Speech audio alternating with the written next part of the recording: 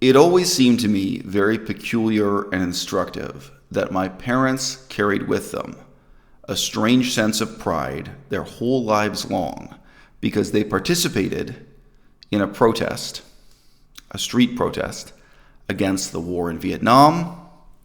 More especially, it was also giving voice to outrage at that time about the American bombing of Cambodia.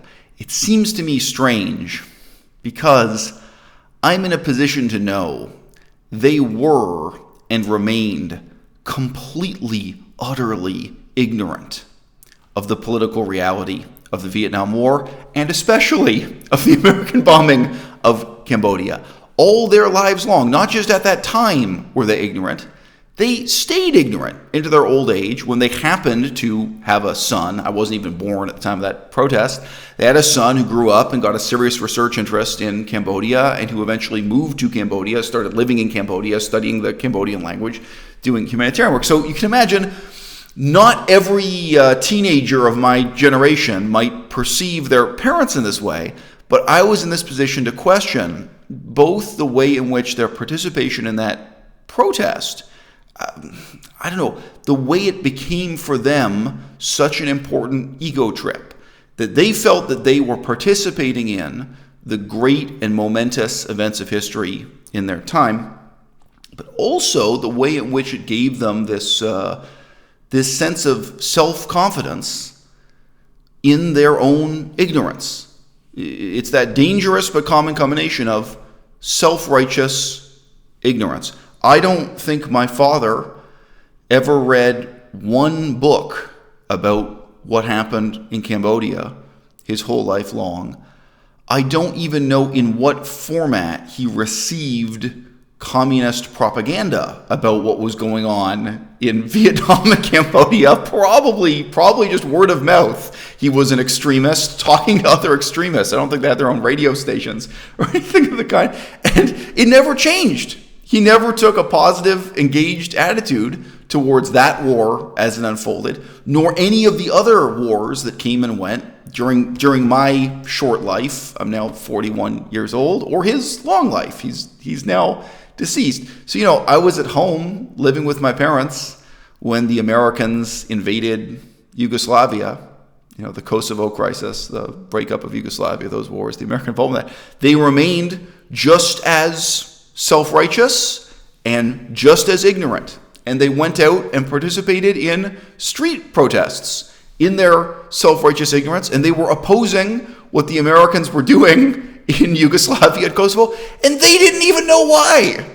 And I think my father went to his grave, and he never knew why. He never learned the first goddamn thing about these momentous, important political events of his generation and mine. Obviously, our generations overlap. I knew more about all of them than he did. And again, I have no special source of information here. I just read books, go to the library, get reports. Very often, as I'm going to talk about today in this video, the most important source of information I had to work with were just having the humility to acquire and read the government's own reports on these things. So in the last few days, I took some time to read United States House of Congress report on the war in Afghanistan.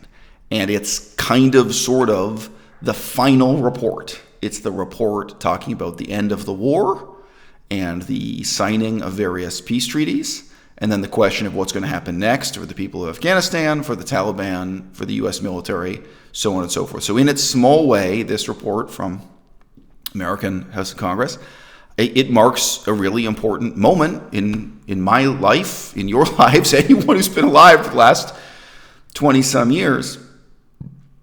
And yet I think for even you watching this video, you can pause and ask if you yourselves read anything of the kind, either this final report or anything in the last 20 years, or if you know anyone in your lives who reads this kind of material, who cares about history as it's now unfolding. And let's just add, in the same way that my parents attended protests, I think probably all of you know people who attended protests about these things. You probably know people who attended protests against the war in Iraq, against the war in Afghanistan, against one aspect or another of George W. Bush's military career, shall we say. But the little bit of effort it takes, a little bit of curiosity and humility to really learn about what's going on and why, it's shocking and saddening to me how rare that is. I didn't think I was an extraordinary person when I was a teenager, and I asked my father about what happened in Cambodia, and I was totally dissatisfied with his answer. I didn't think I was extraordinary when I was dissatisfied with what I was hearing about Iraq, Afghanistan, Yugoslavia, any of these examples, and I just took the time to challenge my own ignorance and find out some answers as to why. Now, with this having been said, many of the most mysterious things in our political history, they are mysteries because we want them to be mysteries. People don't know because they prefer to be ignorant. And again, it may be this sense of self-righteous ignorance that appeals to them. Why and how did the French lose in their war against the Nazis in the year 1940? So that was the war in which Germany conquered France. The French have for many, many years used the very round number of 100,000 deaths. That 100,000 Frenchmen died before the French side surrendered, capitulated. Of course, they didn't just lose to the Nazis. They, in effect, switched sides. They created this new government, the Vichy regime, and they started fighting for the Nazis with the Nazis, supporting the Nazis. So it's really, really major event in the history of France. And everyone pretends that it's real mysterious why the French lost. The real number of French who died is closer to 60,000. And 60,000 itself, historians today are willing to admit, even that is rounding up. It's a generous estimate. Quite likely fewer than 60,000 French died fighting against the Nazis in 1940. The French had over 5 million men in active military service at that time. So if you want to know why and how the French lost the war against the Nazis, it's because they weren't willing to fight until 2.5 million, 3 million, 4 million, 5 million. They weren't willing to fight up to a level of millions of casualties. If you were to ask in the last 20 years, why did the United States lose its war in Afghanistan? It's because the Americans were not willing to fight until they had millions of casualties. The total number of Americans who died is very roughly 2,500. If you include America's other allies like Canada, England, and so on, even some small Eastern European countries, it only goes up to about 3,500. I apologize, I don't have those numbers memorized. But one number that I do have memorized is 60,000. It's a coincidence that earlier I told you only 60,000 Frenchmen died trying to defeat the Nazis in 1940. The total number of Taliban troops, the total number of armed men actively fighting for the Taliban side is only 60,000. Number of people on the Afghan side, the anti-Taliban side, if you like, it seems to be harder to estimate because so many of them quit every year, but it's probably over 200,000. They have a budget of more than $4 billion US dollars per year. Last year was about $5 billion. Changes a little bit from year to year. If you have 200,000 men with $4 billion on one side and only 60,000 Taliban fighters on the other, it's not hard to see why and how the Americans lost this war. But there's a very, very important difference here. And of course, this is why the French would prefer that this remain mysterious. And I have to say, as the next 10 years roll by, I think that Americans will try to make this chapter of history mysterious too, right? I mean, I think there is a similar kind of cultivated obscurity about the end of the Vietnam War, how and why Americans lost in Vietnam. Oh, well, it's a mystery. It's very complicated. No, it's not. No, it's not. What happened at the end of the Vietnam War under Nixon? I've already talked about it in numerous YouTube videos. It's not mysterious. People just don't want to know. People just don't want to talk about the terrible truth behind it. I think as the next few years go by, we're going to have a similar kind of myth-making surrounding the war in Afghanistan. The motivations of the Americans following after September 11th, 2001 were simply to seek out revenge. There are very few wars in history that really can be explicated in terms of revenge. And I just say, trying to conquer back territory that used to be part of your own country, that's irredentism, that's different. Colonialism, that's different. Even trying to enslave and loot people, that's different. The Americans, 2001 and 2002, they did not have a plan to conquer Afghanistan, to rule Afghanistan, to create a new government or democracy in Afghanistan. The American people, and I would say most of the people in the American government, they had an incredibly short-sighted and stupid mission of simply seeking out revenge. And it seems that their notion of revenge was to have a bottomless budget. They didn't care how many billions of dollars it cost, but they were, in a sense, cowardly because they wanted to have as few casualties on the American side as possible. They were not willing to risk American lives. And that is the formula for the war as it was fought, and for the war, in a sense, as it is still being fought to this day. After the withdrawal of American troops, American combat troops are all gone, and the ones that remain are basically guarding the equipment as it is being withdrawn. They're shutting down their bases one by one. But what America is continuing to do is hand over roughly $4 billion per year to the Afghan government's army. Now, France in 1940, it's just surreal.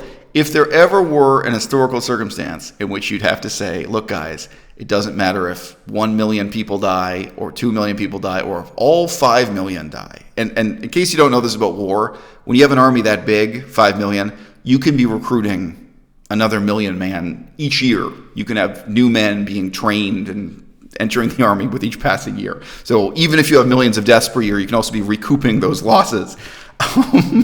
If there ever was a war in which the French side should have had 100% commitment to fight to the last man, to the death, to resist foreign conquest and occupation, it was in 1940 when they were being conquered by the Germans. Because they weren't just being conquered by any Germans, they were being conquered by the Nazis. I mean, you could make some kind of argument that 200 years earlier or 150 years earlier, when it was a totally different government in Germany, even in the old days, even if you talk about under Napoleon, when Napoleon was fighting against Austria, okay, you can say, what difference would it make? Why can't the French just team up with the Austrians? Well, if the Austrians conquer Paris, what difference is it really going to make? Napoleon ended up getting married to an Austrian princess anyway. Can't the French aristocracy and the Austrian aristocracy just sort out their differences and have one big empire, including both France and Austria? You could make arguments for different chapters of history this way. But if there was one moment in the history of planet Earth when the French should have been willing to fight,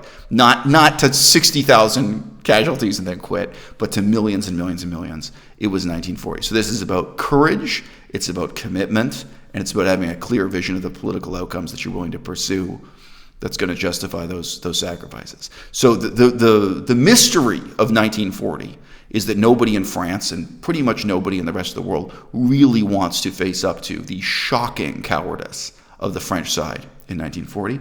And without digressing into it too much further, it's very, very difficult for me to have a charitable attitude towards that, because the history and politics I've been interested in my whole life has so much to do with French colonialism overseas. So it's like, well, gee, the French, you seem to have plenty of bravery when you're massacring people in third world countries who are greatly inferior in their level of technology and wealth, when you're going and spreading your empire, conquering parts of Africa, parts of Southeast Asia like Cambodia.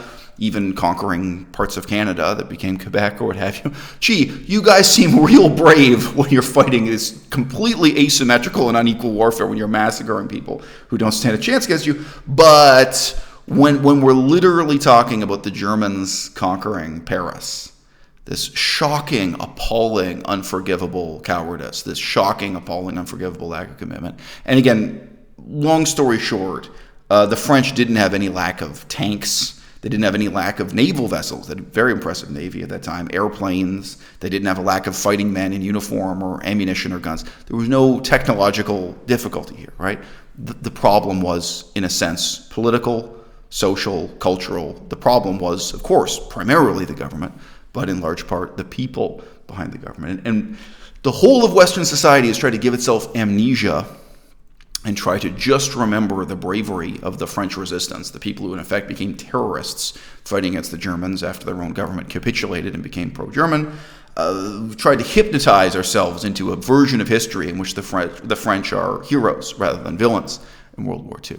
But yeah, this is a case where cowardice led to villainy. So in the year 2001, 2002, 2003, thereabouts, the problem is precisely that the American people never asked themselves to commit to conquering Afghanistan, to creating a new government in Afghanistan, to any kind of vision of the future in Afghanistan. All that they wanted was revenge. And indeed, it might be asked, why didn't George W. Bush just give them that with something like a 6-month war and then abandon Afghanistan and then leave, if the point was revenge only? And then conversely, if that's not what you were going to do, if you weren't just doing a punitive expedition of this kind, if you were actually playing to win, you would have to have the commitment not just to spend billions of dollars, which the United States certainly has done. The United States is certainly going to bankrupt itself. You would have to commit your finest, bravest, not just young men, but young women also, in their millions, to go to that country, conquer that country, learn their language, live with them, build a new future, build a new society for the people of Afghanistan. And that was something the Americans were never committed to. Now, very briefly, this same pattern plays itself out in miniature. If someone were to ask right now, why has the American side lost in Syria? Why has the American side lost in Yemen? Why has the American side lost in Libya? Right? What we're talking about here ultimately is the willingness to suffer millions of casualties on your own side. And I think there's a parallel to what I said about France in 1940, just a few minutes ago. It's that just as the French became, shall we say, enervated, the French became lazy and cowardly because they got used to just bombing and beating up on people in third world countries that couldn't really fight back, right? The Americans, in the years since World War II, they've become very used to bombing places like Nicaragua. Hey, you know what? We can even include Cambodia and Vietnam. Those people couldn't bomb you back. You know, these incredibly asymmetrical, unfair, if you like, conflicts. The United States has gotten very accustomed to massacring people in third world countries with impunity. And they've really ceased to think through at any level politically, you know, the society as a whole or Congress or the elite levels of the United States government. They've ceased to think through responsibly what it would really mean if the United States wanted to bring democracy to Syria. It would mean millions of your people dying. That's the commitment you'd be talking about, right?